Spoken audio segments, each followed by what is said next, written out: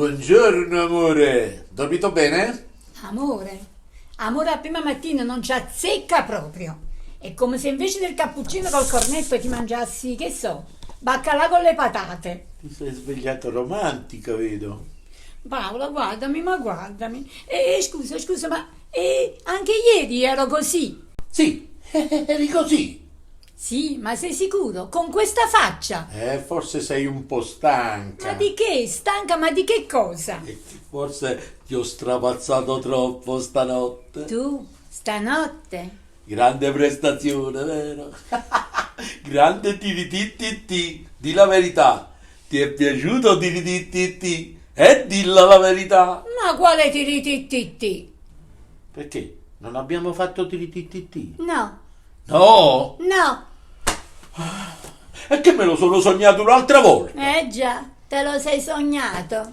Senti, allora il fatto che io sogni di fare tirititi con te vuol dire che è tanto tempo che non lo facciamo. Uffa, quando sei scocciante, come sei morboso. L'abbiamo fatto. Aspetta. Quando è stata l'ultima volta che l'abbiamo fatto? E per caso c'era ancora il telefono a gettoni? Poverina.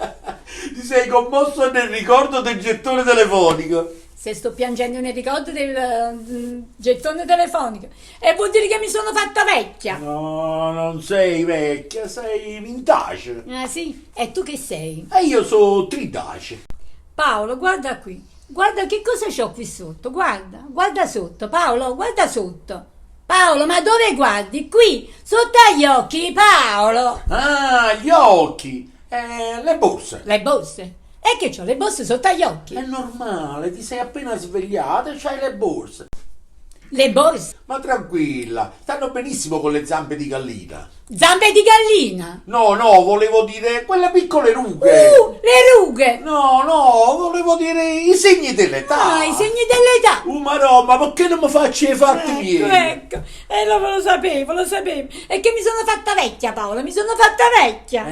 Bisogna accettare il passaggio del tempo. Io non lo voglio accettare. Dai, su, amore, facciamo così. Ti preparo un bel succo d'arancia, va bene? Così ti calmi un po'. No, voglio qualcosa di caldo. Va bene. Allora un bel brodo, amore? Sì, un bel brodo va bene. Scusa, Carmen, le zampe di gallina me le dai tu? Mi hai sparato? Ma che fai? Mi hai sparato? Sì, ma non ho sparato per colpirti, no. Ho sparato solo per spaventarti, caro. Perché se ti volevo colpire, ti colpivo, e sai dove ti colpivo? Lo sai? Guarda più in giù, guarda in basso, abbassa la testa, guarda dove miro, lo vedi dove miro? Tanto manco ti serve.